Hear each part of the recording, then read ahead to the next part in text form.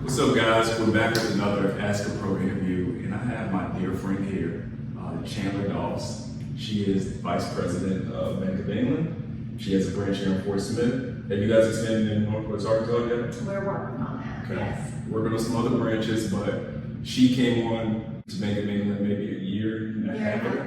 Almost 2 years. And we met at, where was it? Sweetback. Met at Sweetback, and she told me all these plans that she had a year and a half ago. I would just start my company, she would just get on and working at Bank of England and working on their expansion. And a lot of the things that we talked about have come to fruition, which is really cool. Yes. So we did it, Yes. and we're still doing it. Yes. So this is my friend, and I just wanted to interview her, sit down with her, wanted you guys to get an opportunity to get to know her as well. So tell us how you got into the banking world. Give us a little bit about your background. Okay. I actually had a different career for about 20-something, 22, 23 years. I was in public and private education for a long time. Right after I graduated college, I started as a math teacher and worked in that capacity, and then evolved into administration and did that for about the last 10 years that I was in education. So a little bit about me, this is kind of funny. In school, I was terrible at math. And the reason I was terrible at math is because I'm sure you had these students, we don't need this math. This isn't going to be in the real world. You know what's funny? My know-it-all ass. And guess what? I use that math today.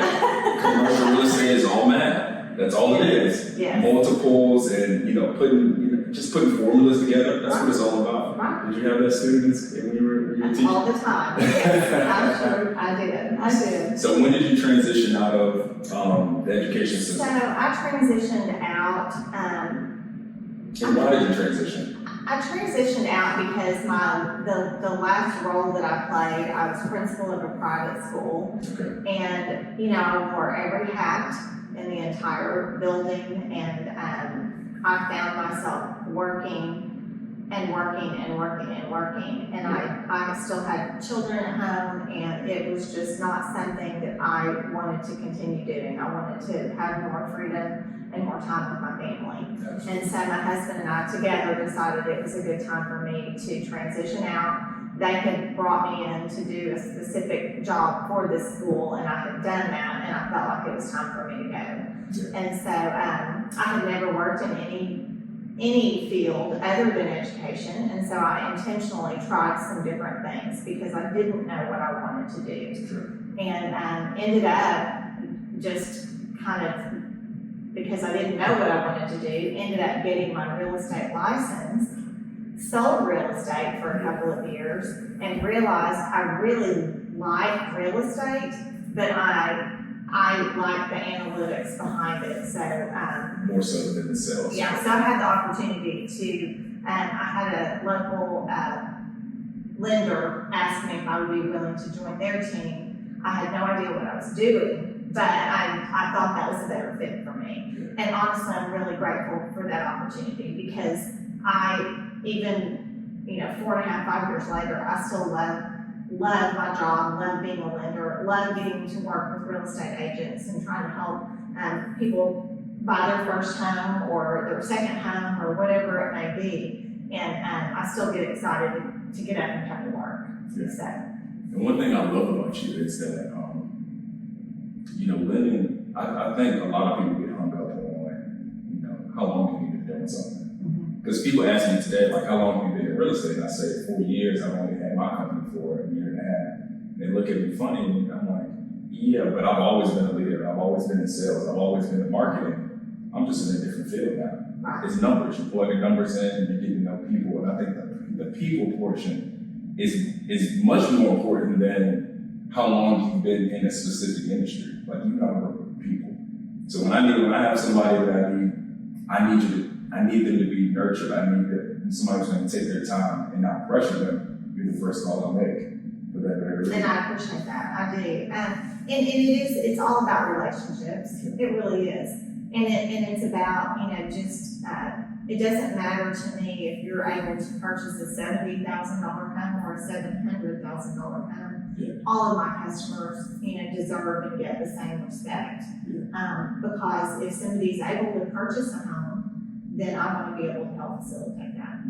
And some folks understand the process better than others. We do those first-time homebuyer workshops for that very reason. And there's the folks that come to me after those workshops, they definitely, need a little bit more explanation, need a little bit more hand-holding, and I'm happy to do that.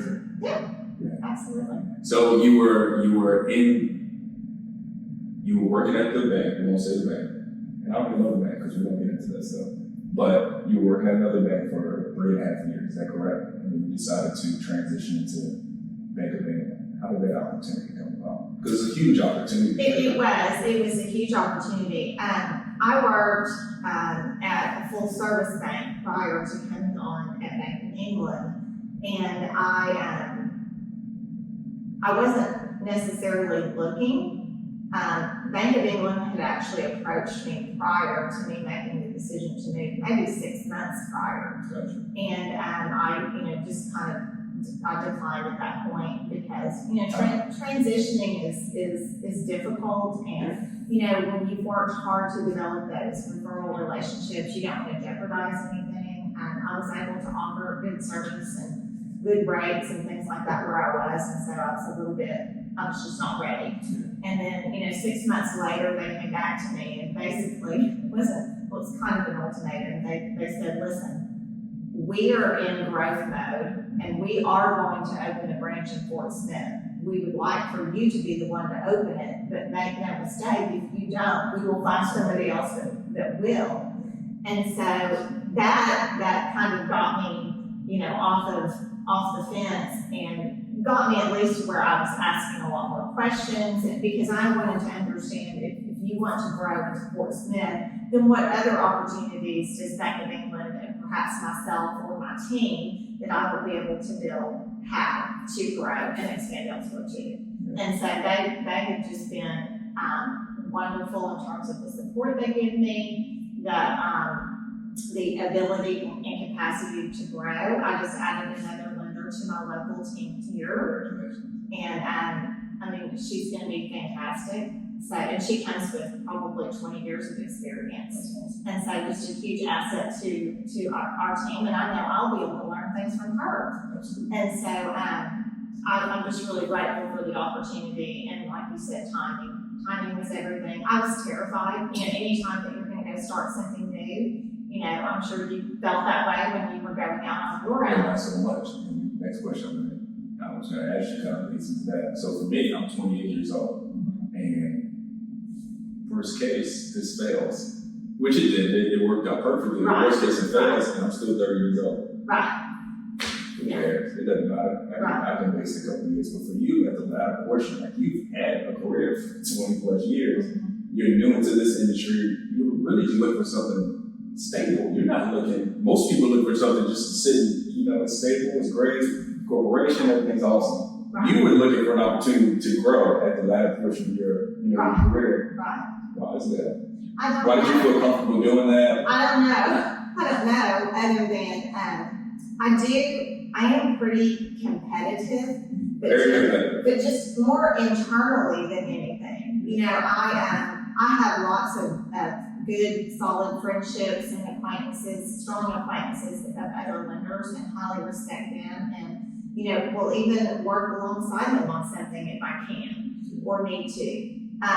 So it wasn't so much a competition with other lenders. It was just I have an opportunity to do something that no one has done in this community. I had the opportunity to help a really solid financial and mortgage institution grow in the state where I live and that I love. We're an Arkansas-based institution, and we're in growth mode here in this area. And so not only did I have an opportunity to do that for myself and my husband, but also, there's a potential that if one of my own children wanted to get involved in this industry, and Bank of England, there are people that have, their children, their You see that a lot in the banking industry. You know, children getting involved in it because they have more. I know a lot of people in the banking industry that their children come right behind them, and they start off in the more. And I don't know that any of my children want to do that. Just opportunity. But the opportunity could be there. What's important to me now at this stage in my career is that I build a really strong, solid team locally and in Northwest Arkansas or wherever it is that we decide to branch into, so that when I am ready to slow down, that everything, that the infrastructure is there, and that things will continue to move and grow, and that sort of thing. Makes sense. Very smart lady. So towards the tail end, we want to keep this one short, but wanted to give you guys an opportunity to meet Chandler, figure out like who is this lady? What did she do? Make her more personal to you, because the lending process for most people is very terrifying. And getting to know who these people are, these lenders, who they are as people, and they're not just somebody trying to run your credit real quick and get you, approved or not. These are real people behind this. And they're good people, and professional, folks as well. And we love Chandler. And she's very well dressed. Josh and I apparently got a memo out today that we were going to wear. And this is a new suit too, so I don't know what possessed me to wear this today. Sitting there on Chandler, I don't know what possessed you to wear this. I have no idea. We're in sync. I have no idea. So how can you and just for the record, I want to say that I am appreciative of not just the fact that I work alongside Herman Real Estate, but just the friendship that you and I have developed over the last couple of years. Yeah. We got a nice little banter going. We got inside jokes and all that stuff. But she works with other people and I work with other people. But we always join together and try to do things for the community. We do first time home buyer events all the time. She's the first phone call we make. And everybody else just kind of falls in line with the speakers. We've had plenty of different speakers. Yeah. We're consistent. So we appreciate that. So how can people get in contact with you? How can they, start to build a relationship with you as far as, a lending relationship, and how can you help? All right. They can get in contact with me they can call your office, of course, anytime. I have business cards here at Josh's office, and they all have my contact information. I'm at the Bank of England in Fort Smith, so you can also, Google that location. And then my cell phone number and my email is the best way to reach me. Yeah. Come get a business card from our office. You can look up Bank of England, Google it. Got plenty of contact information that will route you over to Ms. Doss. So, and I appreciate you. Thank you so much. Thanks for tuning into the interview. We'll plug in on her social media and everything to this interview somewhere, so you'll be able to find that easily. And we'll see you guys next time. Thank you.